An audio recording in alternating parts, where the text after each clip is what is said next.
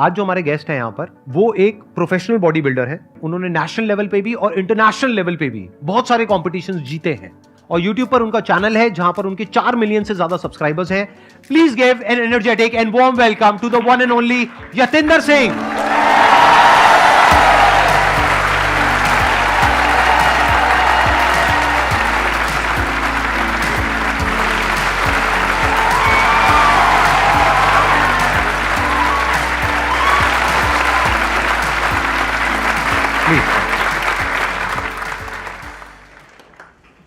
आज तक YouTube में देखा था, यहाँ पे अलग अलग गेस्ट बैठते हैं और आई एम श्योर यहाँ पे बैठना बहुत ज़्यादा कंफर्टेबल तो नहीं है। उसका एक रीज़न है, मैंने बतेरी वीडियो में बोला, सभी दर्शकों को मेरा नमस्कार, कैसे हो आप सभी लोग।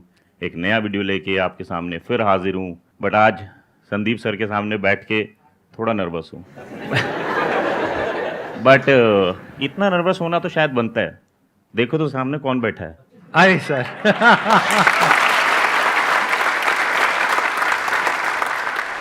आपने काफी सारे अवार्ड जीते हैं, प्लीज उसके बारे में थोड़ा सा बताएंगे क्या क्या आपने जीता है। सर वैसे तो अगर लेटेस्ट लगाओगे तो आई एम एशिया चैंपियन 2022।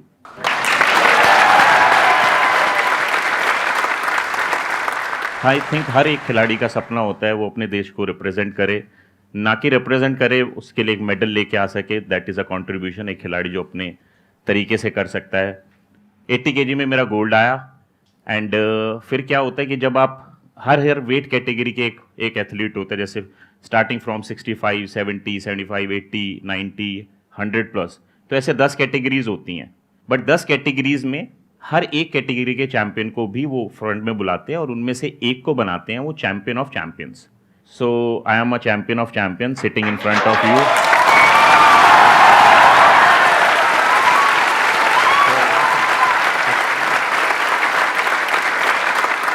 तो इस साल 2022 का वो मेरा कंट्रीब्यूशन है। मैं अपने देश के लिए एक बड़ी सी ट्रॉफी, एक गोल्ड मेडल, एक चैंपियंस ऑफ चैंपियंस का मेडल लेके आया हूँ। बट उसके अलावा भी मैं मिस्टर इंडिया रह चुका हूँ 3 बार। अब आप ये तो नहीं पूछोगे ऐसी कितनी उम्र है मेरी। इनफैक्ट मैं पूछने वाला था आपसे कि आपकी एज कितनी है जब आपने मिस्टर एशिया का टाइटल आपने जीता, चैंपियन ऑफ चैंपियंस, तब आपकी एज कितनी थी? 25 दिसंबर को मैं 40 साल का पूरा हो जाऊंगा। तो यानी अगर 3 महीने पुरानी मैं बात कर रहा हूँ तो आई एम रनिंग 39। बट जब मैंने पहला कंपटीशन पार्टिसिपेट किया था 2001, so it's being 22 years I am continuously participating और अपनी कंट्री को रिप्रेजेंट कर रहा हूँ, मेडल्स लेके आ रहा हूँ। बट अभी इस एज में बहुत सारे खिलाड़ियों के सवाल खड़े हो जाते हैं आफ्टर 36, क्योंकि बॉडी बिल्डिंग एक ऐसा पेशा है जिससे आपको निरंतर लोहे से लड़ना पड़ता है। रोज़ जिम में जाके 4-4-5 घंटे लड़ना लोहे से, फिर उस तरह का डाइट फॉलो करना। आई थिंक 36 में मोस्ट ऑफ द एथलीट्स जो हैं वो रिटायरमेंट ले लेते हैं। तो मेरे ऊपर भी 2018 में ये सवाल उठा था, क्योंकि 2018 में मैं अपनी वेट कैटेगरी में गोल्ड आया था बट चैम्पियन ऑफ चैम्पियंस नहीं बन पाया था। बट 2018 के बाद 19 में कोविड, 20 में भी कोविड रहा, 21 में कोई कॉम्पिटिशन नहीं हो पाया। तो 36 से फिर वो मैं 37 हो गया, 38 हो गया, 39 हो गया। बट बहुत सारे लोगों के सवाल थे कि यतिंदर सिंह फिनिश हो चुका है अब एज एन एथलीट, क्योंकि जब मैंने यूट्यूब पे वीडियोस बनानी शुरू करी कोविड के दौरान, बहुत सारे लोगों ने मुझे उंगली उठाई कि अब तो ये बस यूट्यूबर बन के रह गया, इसके अंदर का खिलाड़ी मर गया। तो इस साल मेरा बस यही चैलेंज था कि मेरी जंग मुझी से है, किसी और से नहीं, और अगर है खुद पे विश्वास तो तुझे कोई रोक सकता नहीं।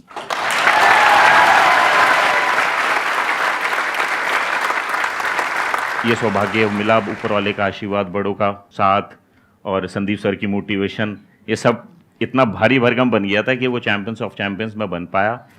तो कहने का मतलब यही है कि 39 में इस तरह की चैंपियनशिप जीतना डिफिकल्ट होता है बट इम्पॉसिबल नहीं होता।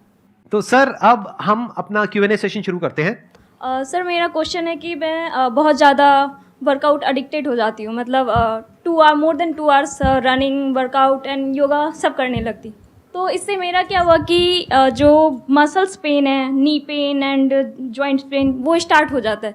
तो आप किस तरह ये डिसाइड करोगे कि आपको कहाँ तक आके रुकना है एंड डाइट क्या फॉलो करना है? तो सबसे पहले तो यू नीड टू अंडरस्टैंड, या जितने भी लोग यहाँ पे हैं या मुझे सुनेंगे, उनको लगता है कि एक्सरसाइज मतलब सब कुछ करने लग जाओ, 5 किलोमीटर भागो, वजन उठा लो, जिम में जाके बहुत सारा योगा करने लगे तो 1 घंटा योगा कर लो. So I think you need to understand first कि आपकी बॉडी को समझो. जैसे आप ब्रश करते हो, नहाते हो, उसी तरह एक्सरसाइज भी उस ब्रश और नहाने की तरह अपने रूटीन में बांध लो. Half an hour, 40 minutes more than enough है. बट यस, रिजल्ट 1 महीने में नहीं आएगा, 6 महीने, साल में जो रिजल्ट आएगा वो रिजल्ट आएगा जिससे आपको ये जॉइंट्स पेन या कोई हार्म नहीं होगा, इंजरी नहीं होगी. तो बेसिकली हम बहुत ज्यादा करने लग जाते हैं, दैट्स वाई ऐसी तरह प्रॉब्लम्स होती हैं. Excess of everything is bad. Limit में करो और वही प्रॉपर करते गाइडेंस करते के साथ नहीं करो. समझ में आता है कि आपको कहाँ पे रुकना है. मीन्स 2 आवर्स हो जाता है और पता ही नहीं लगता कि 2 घंटे हो चुके हैं. अलार्म लगाइए. अलार्म नाम की एक चीज होती है. संदीप सर, मेरा कहना ये भी है कि जैसे मेरी थोड़ा अंग्रेजी में हाथ तक गया, बट मुझे जब इंग्लिश सीखनी थी तो मैं एक मैम के पास गया था कि मैम मुझे बताओ जरा, ये ग्रामर जो इज, वीज, वॉज, इधर उधर लवर है, ये क्या है, समझ में नहीं आता. तो उन्होंने मुझे समझाया, उन्होंने पूरा प्रयास किया, उसके बाद भी मैं थोड़ा ही समझ पाया, ये मेरी दिक्कत थी. बट जब आप एक्सरसाइज करने जाते हो, योग सीखने जाते हो या मेडिटेशन करने जाते हो, उसके लिए आप टीचर हायर क्यों नहीं करते? That is an investment. So you need to have a professional person to guide you this. मतलब इसमें भी मुझे लगता है एक्सरसाइज करनी है, चलो जरा डंबल उठाओ, खींचो खींचो, अरे भाई खींचो तो, कोई एक देख लो आसपास कौन है. तो यानी ये भी एक इन्वेस्टमेंट है. जिस तरह मैं उस टीचर के लिए 100, 200, 500 फीस दे रहा था उनकी आज्ञा अनुसार, बट आपको ये समझना चाहिए फिटनेस पे भी आपको थोड़ा थोड़ा स्पेंड करना चाहिए. एक्सरसाइज अगर गलती से भी गलत हो गई ना, जिंदगी भर के लिए एक्सरसाइज करने के लायक नहीं रहोगे. मैं सही कह रहा हूं, गलत कह रहा हूं? तो इसमें तो ट्रेनर की सबसे ज्यादा जरूरत है. पढ़ाई में हमारे नंबर कम ना आए, इस वजह से हम क्या करते हैं, ट्यूशन लगाते हैं. ट्यूशन के लिए पैसा देते हैं, तो वहां हम पैसा लगाने को तैयार है. लेकिन एक्सरसाइज हम खुद करते हैं बिना किसी ट्यूशन के. किसी एक्सपर्ट से सीखो, किसी ऐसे इंसान से जिसको एक्चुअल में समझ हो कि कौन सी एक्सरसाइज कितनी करनी चाहिए, कितनी नहीं करनी चाहिए, और अभी आपका लेवल क्या है वो पहले डायग्नोज करे, फिर उसके अकॉर्डिंग आपको एक्सरसाइज करने के लिए कहे. तो अगर हम किसी एक्सपर्ट की हेल्प लेकर के कोई भी काम करें, सिर्फ एक्सरसाइज ही नहीं, कोई भी काम करें, तो वो ज्यादा सेफ है, ज्यादा सिक्योर है, और उसके अलावा उसमें गलतियां होने के चांसेस बहुत कम है. सर 1 ईयर पहले आई वॉज 50 kg और सिर्फ 1 ईयर में आई गेंड 8 kg और मेरा बॉडी वेट इक्वली डिस्ट्रीब्यूटेड नहीं है. तो व्हाट शुड आई डू? बहुत सडनली आपने बहुत वेट गेन कर लिया है. इसके बहुत सारे रीज़न हो सकते हैं. सबसे तो पहला रीज़न है कि आपको ये चेक करना चाहिए कि आपको कोई हेल्थ प्रॉब्लम तो नहीं है. तो बेसिकली आपको किसी डॉक्टर से कंसल्ट करना चाहिए, whether your everything internally is okay और not. If okay then it's fine. You need to start any sort of physical activity जो आपको लगता है कि आप कर सकती हो, starting from 20 minutes of walk, maybe some sort of yoga, maybe some sort of strength training. Sir मैंने डांस क्लास ज्वाइन किया. Very good. But the problem is कि हम physical activity तो करते हैं. What about खाना? मैं नूडल्स बहुत खाती हूँ. जब भी कुछ खाते हो आप बस ये सोचो मैं इसको क्यों खा रही हूँ, इसमें कितना पोषण है, क्या ये मेरी हेल्थ को किसी तरह से बेनिफिट देगा, और मैं किस समय खा रही हूँ. ये नहीं है कि बस चलते फिरते कुछ भी आया खा लिया, बिस्किट नमकीन 10 ऐसे नहीं खा सकते आप. So you need to have a balance diet जिसमें आपके बॉडी वेट के हिसाब से कितना कार्बोहाइड्रेट, कितना प्रोटीन, कितना फैट्स खाना चाहिए. अगर आप उसमें भी नहीं जाओ तो आप ये समझो कि हरी सब्जियां, फल दिन में 2 बार खाओ और दिन में 2 मील ऐसी करो जितना आप डाइजेस्ट कर सको. बाकी डांस क्लास करो, चाहे योगा करो या कोई भी फिजिकल एक्टिविटी. बट मैं यहाँ पे ऑफ कोर्स यहाँ पे सारे यंग ही दिख रहे हैं मुझे ना, बट मैं सबको एक बात बोलना चाहता हूँ जो मैंने एक्सपीरियंस की है कि फिजिकल एक्सरसाइज इज़ फाइन. आप फिजिकली फिट हो, बहुत अच्छी बात है, बट हम में से बहुत सारे लोग मे बी मेंटली उतने फिट नहीं हैं. तो मैंने ये 3-4 साल में अनुभव किया है कि यार फिजिकल फिटनेस पे तो बहुत ध्यान दिया. What about mental strength, mental fitness? एक आदमी तंदुरुस्त है ये कैसे पता लगाया जा सकता है? तो physical fitness, mental fitness and emotional fitness, जब तक ये तीनों नहीं मिलेंगे तब तक हम ये नहीं कह सकते कि इस आदमी के बाइसेप्स हैं तो ये फिट होगा. ये कोई पैरामीटर नहीं है. पैरामीटर जब आपके ऊपर कोई इमोशन गिरता है, आपके घर में कोई ट्रेजेडी हो जाती है, आपका कोई अपना बीमार हो जाता है, तब उसको आप कैसे लेते हो, कितना स्ट्रांगली आप उसको ले लेते हो, दैट इज योर इमोशन. कोई आपको छोड़ के चला गया, आपकी गर्लफ्रेंड छोड़ के चली गई, रो रहे हैं, आंसू बहा रहे हैं, तो ये तीनों पैरामीटर्स आपको चेक करने चाहिए। वजन घटना और वजन बढ़ना इज नॉट द पैरामीटर कि कोई हेल्दी है या कोई अनहेल्दी है। एंड सर डिप्रेशन के टाइम कैसे खुद को मोटिवेट करे? अरे नहीं नहीं, अब हम आगे चले गए सर बैठे हैं यहाँ सर आपने बोला मेंटल स्ट्रेंथ पे। सर आप मेंटल स्ट्रेंथ क्या होती है, आप बताइए, आपके हिसाब से क्या होती है? मेंटल स्ट्रेंथ मतलब मेंटली फिट, मतलब क्या, आपको कैसे पता लगेगा कि आप मेंटली फिट हो या नहीं हो? मतलब आप हैप्पी हो, you are living your life, enjoying your life. नहीं, देखिए ध्यान से समझिए, अगर मैं आपसे पूछूंगा ना हेल्थ की क्या डेफिनेशन है, तो आप नहीं दे सकते। मैं पूछूंगा व्हाट इज गुड हेल्थ, आप जितना मर्जी एक्सप्लेन कर लो, आप नहीं कर पाओगे। मैं आपसे पूछूंगा व्हाट इज इलनेस, तो आप बड़ी आसानी से एक्सप्लेन कर दोगे। डॉक्टर के पास जाते हो, आप बताते हो ये बीमारी है, अच्छा उसका ये इलाज है, उसका ये कॉज है, आप ये मेडिसिन ले लो, इससे ठीक हो जाएगा। तो ऐसे ही मेंटल हेल्थ में ये छोड़ दो ये इमेजिन करना कि मेंटल हेल्थ नाम की कोई चीज है, कोई चीज नहीं है। सिर्फ मेंटल प्रॉब्लम्स हैं, माइंड के लेवल पे कुछ प्रॉब्लम्स होती है। उन प्रॉब्लम्स को आइडेंटिफाई करो, वो प्रॉब्लम्स क्या है, उसकी जड़ क्या है। वो जड़ आपके बचपन में हो सकती है, प्रेजेंट जो आपकी कंडीशन है उसमें हो सकती है, कुछ रियल हो सकता है या फिर कुछ इमेजिनरी हो सकता है। उसको समझ करके उसको सॉर्ट आउट करना is the solution of a problem at the level of mind. उसके बाद में जो बचा रह जाता है उसको आप बोल सकते हो वो मेंटल हेल्थ है। तो आपको समझना है आपके माइंड के लेवल पे इस वक्त क्या प्रॉब्लम आ रही है और उसका रीजन क्या है। वो रीजन रियल भी हो सकता है और इमेजिनरी भी हो सकता है। इमेजिनरी अगर प्रॉब्लम है तो उसका क्या करना है, मान लो इमेजिनरी प्रॉब्लम मतलब क्या, आपको रात को जब आप अकेले कमरे में सोते हो तो आपको ऐसा लगता है कि नीचे बेड के नीचे कोई भूत है और ऐसे हाथ आएंगे और आकर के ऐसे आपको पकड़ लेगा। तो अगर ये इमेजिनरी प्रॉब्लम है तो उसका तोड़ क्या है, बताओ, उसका सोल्यूशन क्या है? बेड के नीचे देखो, बेड के नीचे देखो। एग्जैक्टली, किसने बोला, हाथ ऊपर करो, क्या सही बात बोली है। बेड के नीचे देखो, फेस योर फियर। इमेजिनरी जो फियर्स हैं उनको फेस करना पड़ता है, तो आप उसकी रियलिटी देख लेते हो कि वो झूठ है।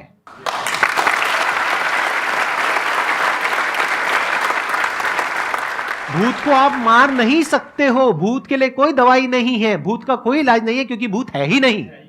सर मेरा क्वेश्चन आपसे है कि हम जॉब करने वाले बंदे हैं, सुबह 7 बजे से रात के 9 बजे तक हमें जॉब करना होता है। उसके हिसाब से हमें जो होता है कि हम किसी तरह की जिम वगैरह नहीं कर पाते हैं, जो भी हम मेट्रो से ट्रैवल इधर उधर, और हमें खाना खा के सीधा बैठना होता है और काम करना होता है, जिससे कि होता है कि हमारा जो बैठने का जो होता है वो हम बैठ नहीं पाते सही से, कभी इधर हिल रहे हैं कभी उधर हिल रहे हैं, और कभी कभी होता है कि नींद आने लग जाती है। तो हम इससे दूर कैसे करें सर? जितने भी लोग ऑफिस जाते हैं वो अर्ली घर से निकलते हैं, एंड देन वो मेट्रो से जाएं या कार से जाएं, टाइम लगता है, फिर वो ऑफिस पहुंचते हैं। फिर ऑफिस में सब लोग बोलते हैं कि 6 बजे छुट्टी हो जाती है, बट वो तो 8:30-9 बजे तक ऑफिस चलता रहता है। फिर वो मेट्रो से घर आएंगे। आई नो बहुत ज़्यादा फिजिकल एक्टिविटी नहीं कर सकते, but you need to be कि आपको अपनी फिटनेस से कितना ज़्यादा प्यार है। अगर तो आपको बहुत ज़्यादा प्यार है तो देखो कड़वी बात लगेगी, बट यही सच्चाई है कि आपको अपने लिए समय तो निकालना पड़ेगा। सो कितने लोग मेरी बात से एग्री करेंगे, हम अपने बच्चों के लिए समय निकालते हैं, हम अपने घर के लिए समय निकालते हैं, हम अपने बॉसेस के लिए समय निकालते हैं, हम अपने ऑफिस के लिए समय निकालते हैं, हम सबके लिए समय निकालते हैं, और फिर देखते हैं मेरे लिए तो कुछ समय ही नहीं बचा। तो सबसे पहले आप अपने लिए समय निकालना शुरू करो, क्योंकि लेट्स से मैं अपने ऊपर लेता हूँ, मैं अपनी हेल्थ पे ध्यान नहीं देता, मुझे कोई बीमारी लगी और मैं हॉस्पिटल में एडमिट हूँ, क्या मेरे ऑफिस से कोई मुझे मिलने आएगा? मेरे घर वाले कितने दिन मेरी सेवा करेंगे? एक लिमिट तक, मे बी कुछ महीने, कुछ साल, एक लिमिट तक। हाँ। बट यानी ये समझो, you are alone in this world, so you need to be strong enough कि आपको अपनी हेल्थ को तो प्राथमिकता देनी ही पड़ेगी, दैट इज फॉर श्योर। मैं बहुत सारे लोगों को जानता हूं जो ऑफिस जाते हैं और फिजिकली फिट है। सामने भी देखो संदीप सर, फिट है ना सर? ये आपने मसल की बात करी, कैसी है, मतलब ठीक ठाक है? अच्छी है सर, जा सकता हूँ, बहुत अच्छी है। कंपटीशन में जा सकता हूँ, कंपटीशन में जाने लायक? आप कंपटीशन कराओ सर, झूठ बोल दो मेरा मन रखने के लिए, झूठ बोल दो। बिल्कुल जा सकते हो सर, बट आप सर ने झूठ बोल नहीं दिया। नहीं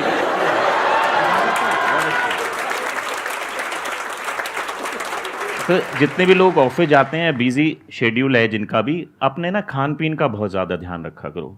बहुत सारे लोगों को मैंने देखा है अपने अराउंड में जो पेट भरने के लिए खाते हैं। पेट तो आप बर्गर से भी भर सकते हो, पेट आप पिज़्ज़ा से भी भर सकते हो, बट पेट आप सब्जियों से भी भर सकते हो, और पेट आप न्यूट्रिशियस फूड से भी भर सकते हो। तो आप आज से ही एक बात दिमाग में बिठा लो, पेट भरने के लिए नहीं खाना। जो भी खाना होगा मेरी थाली में या मेरे टिफ़िन में, उससे मुझे कितना पोषण मिल रहा है वो बहुत ज़्यादा ज़रूरी है, नंबर 1। और फिर ये इंटरवल मील्स पे खाते रहो। दिन में अगर अलग से आप बोलते हो भैया मैं 3 बार खा पाता हूँ, मैं बोलता हूँ 3 बार ज़्यादा ना खा के उसको डिवाइड करो, अपने टिफिन्स को डिवाइड करो, लंच को डिवाइडेड इंटू 2, डिनर को डिवाइडेड इंटू 2, ब्रेकफास्ट को डिवाइडेड इंटू 2।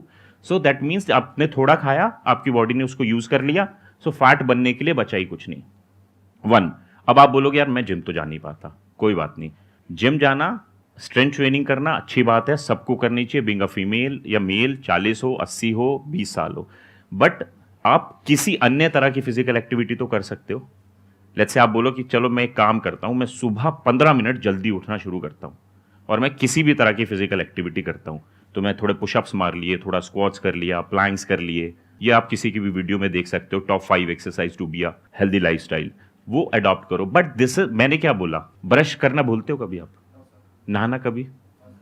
सर्दियों में तो भूल जाते होंगे शायद। तो एक बात बताओ, जब हम खाना नहीं भूलते, हम नहाना नहीं भूलते, हम ब्रश करना नहीं भूलते, तो हम एक्सरसाइज करना कैसे भूल जाते हैं? बिकॉज जब तक किसी को कोई बीमारी नहीं लगती उसको हेल्थ की इंपॉर्टेंस नहीं पता चलती। आप एक बार आईसीयू में लेट के देखो, आपको लगा भगवान आज बचा दे, कल से मैं अपने ध्यान का रखूंगा सेहत का। सही बात है। बस मैं यही बोलूंगा, आप हाथ जोड़ के सबसे रिक्वेस्ट है, यंगस्टर्स से तो खासकर, इतने बिजी मत हो जाओ कि अपनी सेहत को ही भूल जाओ। सबसे पहले आप संकल्प लो किसी भी चीज का कि ये मुझे करना ही करना है। अगर मेरा जीवन है तो ये मेरा गोल है और इस गोल को अचीव करने के लिए ये मेरा संकल्प है। तो संकल्प जब ले लिया है तूने तो डरता है क्यों? गिरेगा, संभलेगा, पर की गई मेहनत व्यर्थ नहीं जाएगी। हर चुनौती को स्वीकार करता चला चल, हर लहर को पार करता चला चल। तू एहसास करेगा चारों दिशाएं भी तेरे साथ हैं, और तब ये जान लेना कि यही तेरे विजयी होने का आभास है। क्या बात। Thank you so much ji.